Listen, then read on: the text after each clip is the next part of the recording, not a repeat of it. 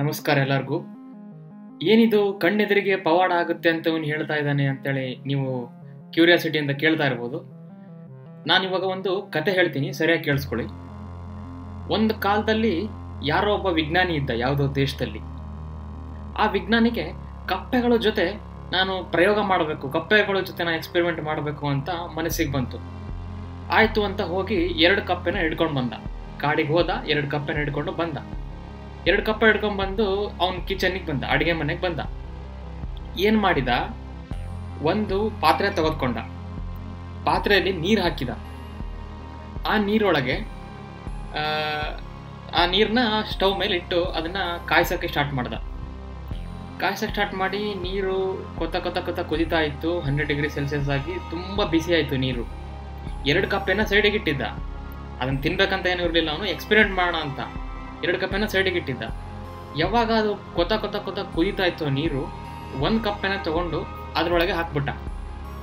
ಆ ಕಪ್ಪೆ ಹೆಗರಕ್ಕೆ ಟ್ರೈ ಮಾಡ್ತು, ನೋಡ್ತು, ಆ ಕಡೆ ಈ ಕಡೆ ನೋಡ್ತು, ಏನಿದು ಬಿಸಿನೀರು, ನನ್ನ ಮೈಯೆಲ್ಲ ಬಿಸಿ ಸುಡ್ತಾ ಇದೆ, ಸುಡೋ ನೀರದು ಕಾವಿ ಆಗ್ತಾ ಇದೆ 100 ಡಿಗ್ರಿ ಸೆಲ್ಸಿಯಸ್ಸು ಅಂತ ಹೆಂಗೋ ಮಾಡಿ ಢಂಗ್ ಅಂತ ಹೆಗರಿ ಆ ಕಡೆ ಪಾತ್ರೆಯಿಂದ ಬಿಟ್ಟು ಹೋಗ್ಬಿಡ್ತು. ಕಪ್ಪೆ ತಪ್ಸ್ಕೊಂಡು ಹೋಗ್ಬಿಡ್ತು.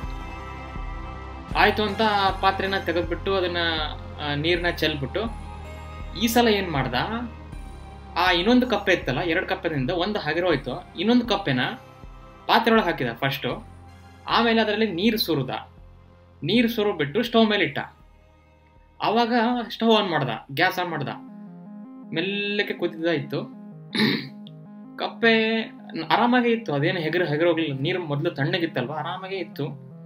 ಆ ಕಡೆ ಈ ಕಡೆ ನೋಡ್ತು, ಸುಮ್ಮನೆ ಕೂತ್ಕೊಂಡಿತ್ತು, ಹಾಗೆ ಇತ್ತು. ನೀರು ಕುದಿತಾ ಇತ್ತು. 70 ಡಿಗ್ರಿ 80 ಡಿಗ್ರಿ ಬಂದು 100 ಡಿಗ್ರಿ ಆಗಿ ನೀರು ಆವಿ ಆಗಾಗ್ತಾ ಬಂತು. ಕಪ್ಪೆ ಏನು ಮೂಮೆಂಟೇ ಮಾಡ್ತಾ ಇಲ್ಲ. ಇವನಿಗೆ ಆಶ್ಚರ್ಯ. ಇವನಿಗೆ ಒಂದು ಪೇಪರ್ ತೊಗೊಂಡು ಬರ್ಕೊಳ್ತಾ ಇದ್ದಾನೆ, ಎಷ್ಟು ಡಿಗ್ರಿಗೆ ಹಿಂಗೆ ಬಿಹೇವ್ ಮಾಡ್ತಾ ಇದೆ ಕಪ್ಪೆ, 50 ಡಿಗ್ರಿಗೆ ಹೆಂಗೆ ಬಿಹೇವ್ ಮಾಡ್ತಾ ಇದೆ, 60 ಡಿಗ್ರಿ ಹೆಂಗೆ ಬಿಹೇವ್ ಮಾಡ್ತಾ ಇದೆ, ಒದ್ದಾಡ್ತಾ ಇದೆಯೋ ಅಥವಾ ಸುತ್ತ ನೋಡ್ತಾ ಇದೆಯೋ ಯಾಕಡೆ ಹೆಗರೋಗೋಣ ಅಂತ. ಇದು ಏನು ಮಾಡ್ತಾನೆ ಇಲ್ಲ, ಸುಮ್ಮನೆ ಇದೆ.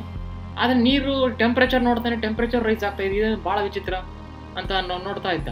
1ನೇ ಕಪ್ಪೆ ನೋಡಿದರೆ ಹಾಗೆ ಟಣ್ ಅಂತ ಎಗರೋಯ್ತು, ಇದು ಮಾತ್ರ ಯಾಕೆ ಹಂಗೆ ಇದೆ.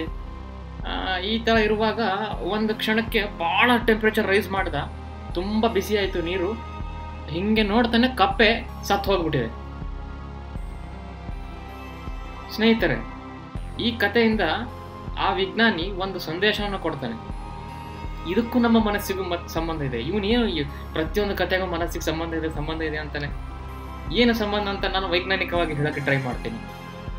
1ನೇ ಕೇಸಲ್ಲಿ ಕಪ್ಪೆಗೆ ತಾನು ಹೋಗುತ್ತಿರುವ ವಾತಾವರಣ, ತಾನು ಈಗ ತಣ್ಣಗಿದ್ದೀನಿ, ಇದ್ದಕ್ಕಿದ್ದಂಗೆ ಬಿಸಿನೀರಲ್ಲಿ ಹೋಗ್ತೀನಿ ಅಂತ ಅದಕ್ಕೆ ಐಡಿಯಾ ಇಲ್ಲ.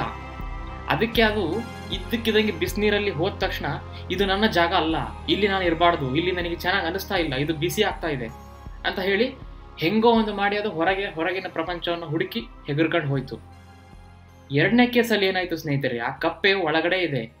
ಅದಕ್ಕೆ ಮುಂಚೆ ಏನೂ ಆಗಲಿಲ್ಲ. ಯಾಕೆ ಅಂದರೆ ಇದು ನನ್ನ ಜಾಗ, ಇದರಿಂದ ನನಗೇನು ಹಾನಿ ಆಗಲ್ಲ, ತಣ್ಣಗೆ ಇದೆ ನೀರು, ಸುತ್ತಮುತ್ತ ತಣ್ಣಗೆ ಇದೆ. ಪಾಪ ಅದು ಮೂಡ ಕಪ್ಪೆ ಒಳಗೆ ಟೆಂಪ್ರೇಚರ್ ರೈಸ್ ಆಗ್ತಿರೋದು ಅದರ ಗಮನಕ್ಕೆ ಬರಲಿಲ್ಲ. ಈ ರೀತಿ ಎಷ್ಟು ಸಲ ನಮ್ಮ ಜೀವನದಲ್ಲಿ ಆಗಿದೆ ಸ್ನೇಹಿತರೆ. ಯಾವುದೋ ಒಂದು ವಿಷಯವನ್ನ ನಮ್ಮ ಒಂದು ಕಲ್ಪನೆಗೆ ತಕ್ಕಂಗೆ ಅದು ನಿಜ ಅಂತೇಳಿ ನಾವು ನಂಬ್ತಾ ಹೋಗಿರ್ತೀವಿ. ಏನೋ ಒಂದು ಇದ್ದಕ್ಕಿದ್ದಂಗೆ ಘಟನೆ ಆದ ತಕ್ಷಣ ಅದು ಅಲ್ಲ ಅಂತ ಗೊತ್ತಾಗುತ್ತೆ. ಅದರಿಂದ ಈ ಕಪ್ಪೆಗಳ ಒಂದು ಕಥೆಯಿಂದ ವಿಜ್ಞಾನಿ ಏನು ಹೇಳ್ತಾನೆ, ಇಲ್ಲಿ ಅವನು ಆ ಕಪ್ಪೆಯ ಸಾವನ್ನ ನಮಗೆ ಏನು ಬೇಕೋ ಅದನ್ನ ಮ್ಯಾನಿಫೆಸ್ಟೇಷನ್ಗಳು, ಅಂದರೆ ಈ ಲಾ ಆಫ್ ಅಟ್ರಾಕ್ಷನ್ ಮಾಡಿಬಿಟ್ಟು ನಾನು ಇದನ್ನು ತಗೊಂಡೆ ಅಂತಾರಲ್ಲ, ಆ ಥರ ಆ ಒಂದು ಅವತಾರ ಅಂತ ನಾವು ಏನು ಕರಿತೀವಿ, ಅಥವಾ ಮ್ಯಾನಿಫೆಸ್ಟೇಷನ್ ಅಂತ ಏನು ಕರಿತೀವಿ, ಅದನ್ನು ಅವನು ಸಾವಿಗೆ ಹೋಲಿಸಿದ್ದಾನೆ.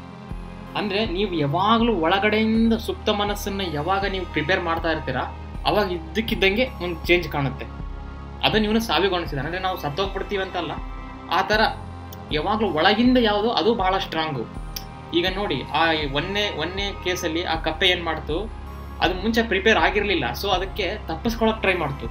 ಪ್ರಾಬ್ಲಮ್ಗಳಿಂದ ತಪ್ಪಿಸ್ಕೊಳ್ಳೋದ್ರಿಂದ ಪ್ರಾಬ್ಲಮ್ ಸಾಲ್ವ್ ಆಗೋದಿಲ್ಲ.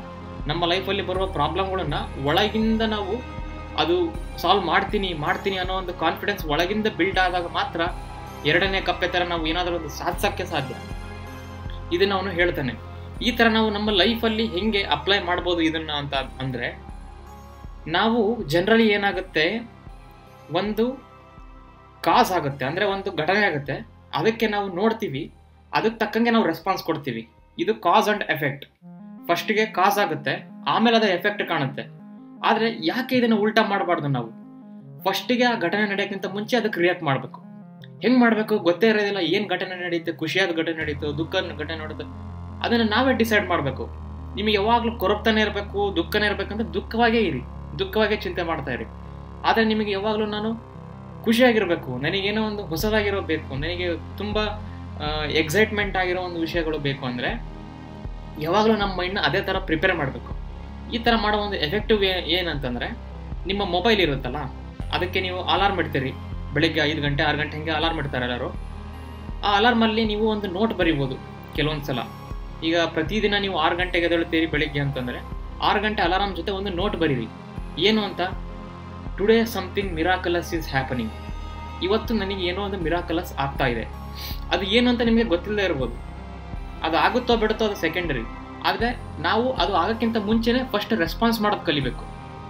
ಯಾವತ್ತಿಗೂ ಘಟನೆಗಳು ಹೆಂಗೆ, ನಾವು ಘಟನೆ ನೋಡಿಬಿಟ್ಟು ಅದು ದುಃಖ ಆಗಿರೋ ಘಟನೆ ಆದರೆ ಹೆಂಗೆ ಕುಗ್ಗುತ್ತೀವಿ, ಖುಷಿಯಾಗಿರೋ ಘಟನೆ ಆದರೆ ಹೆಂಗೆ ಹಿಗ್ಗುತ್ತೀವಿ.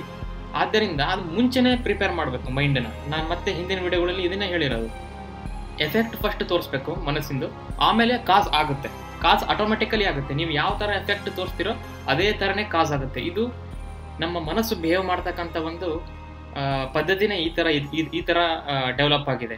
ಇದನ್ನು ಕೆಲವೊಬ್ಬರು ಲಾ ಆಫ್ ಅಟ್ರಾಕ್ಷನ್ ಹಾಗೆ ಹಿಂಗೆ ಅಂತ, ಇಲ್ಲಿ ಅಟ್ರಾಕ್ಷನ್ ಅನ್ನೋದು ಏನೂ ಇಲ್ಲ. ಇಲ್ಲಿ ನೀವು ಹೆಂಗೆ ಮನಸ್ಸನ್ನು ಇಟ್ಕೊಂಡಿರ್ತೀರಿ, ನೀವು ಏನನ್ನು ಎಕ್ಸ್ಪೆಕ್ಟ್ ಮಾಡ್ತಾ ಇರ್ತೀರಿ ಅದೇ ಆಗುತ್ತೆ. ನೀವು ಕೇಳ್ಬೋದು, ನಾನು ಯಾವಾಗಲೂ ಒಳ್ಳೇದೇ ಅನ್ಕೊಂಡಿದ್ದೆ, ಆದರೆ ನಡಿಬಾರದ ಘಟನೆಗಳು ನಡೀತಾವಲ್ಲ, ಇದು ಹೆಂಗೆ, ಇದು ನಾನು ಬಯಸೇ ಇರಲಿಲ್ಲಲ್ಲ, ಯಾವತ್ತು ಈ ಥರ ಅನ್ಕೊಂಡು ಇರಲಿಲ್ಲ, ನಾನು ಮನಸ್ಸಿನಲ್ಲೂ ಅನ್ಕೊಂಡು ಯಾಕೆ ಹಿಂಗಾಗುತ್ತೆ. ಈ ಥರ ನಿಮಗೆ ಮೇಲ್ನೋಟಕ್ಕೆ ಆ ಕ್ಷಣಕ್ಕೆ ಅನಿಸ್ಬೋದು. ಆದರೆ ನೀವು ಹಿಂದೆ ಹೋದಂಗೆಲ್ಲ ಅದಕ್ಕೆ ಮೂಲ ಕಾರಣ ನಾವೇ ಅಂತ ಗೊತ್ತಾಗಿರುತ್ತೆ. ಯಾವ ಘಟನೆಗಳು ಈ ಯೂನಿವರ್ಸಲ್ಲಿ ನಮಗೆ ಗೊತ್ತಿಲ್ಲದಂಗೆ ಆಗಲ್ಲ. ಆ ಥರ ಆಗಿದ್ರೂ ಕೂಡ ಅದು ನಮ್ಮ ಗಮನಕ್ಕೆ ಬಂದಿರಲ್ಲ ಅಷ್ಟೇ, ಕಾನ್ಷಿಯಸ್ಸಿಗೆ ಬಂದಿರೋದಿಲ್ಲ. ಆದ್ದರಿಂದ ಆ ವಿಜ್ಞಾನಿ ಏನು ನಮಗೆ ಕಲಿಸ್ಕೊಟ್ಟು ಹೋಗಿದ್ದಾನೆ, ಒಳಗಿಂದ ಚೇಂಜ್ ಆದರೆ ಪರ್ಮನೆಂಟ್ ಚೇಂಜ್ ನಿಮಗೆ ಕಾಣುತ್ತೆ. ಇದ್ದಕ್ಕಿದ್ದಂಗೆ ನಾನು ಇಷ್ಟು ದಿನ ನಾನು ಹೆಂಗಿದ್ದೆ, ನಾಳೆ ಇದ್ದಕ್ಕಿದ್ದಂಗೆ ರೆಡಿ ಆಗಿಬಿಡ್ತೀನಿ, ನಾಳೆ ಇದ್ದಕ್ಕಿದ್ದಂಗೆ ಎಲ್ಲ ಕ್ರ್ಯಾಕ್ ಮಾಡಿಬಿಡ್ತೀನಿ. ಈ ಥರ ಮಾಡೋಕ್ಕೆ ಹೋಗ್ಬೋದು ನೀವು, ಆದರೆ ಎಫೆಕ್ಟ್ ಅಷ್ಟೊಂದು ಕಾಣಲ್ಲ. ಆದರೆ ಯಾವಾಗಲೂ ಮನಸ್ಸಲ್ಲಿ ನೀವು ಪ್ರಿಪೇರ್ ಆಗಿರೋದ್ರಿಂದ ತುಂಬ ಪರ್ಮನೆಂಟ್ ಎಫೆಕ್ಟ್ ಕಾಣುತ್ತೆ, ಮತ್ತು ಅದು ಲಾಂಗ್ ಟರ್ಮ್ ಎಫೆಕ್ಟ್ ಆಗಿರುತ್ತೆ. ಆದ್ದರಿಂದ ಆ ಥರ ನಾನು ಏನು ಹೇಳಿದೆ, ಅಲಾರಾಮಲ್ಲಿ ಇವತ್ತೇನು ಮಿರಾಕಲಸ್ ಆಗ್ತಾ ಇದೆ, ಅಥವಾ ನೀವೊಂದು ಸ್ಟಿಕ್ಕರ್ ಹಚ್ಬೋದು ನಿಮ್ಮ ರೂಮಲ್ಲಿ, ಸಮಥಿಂಗ್ ಮಿರಾಕಲಸ್ ಈಸ್ ಹ್ಯಾಪನಿಂಗ್ ಟುಡೇ.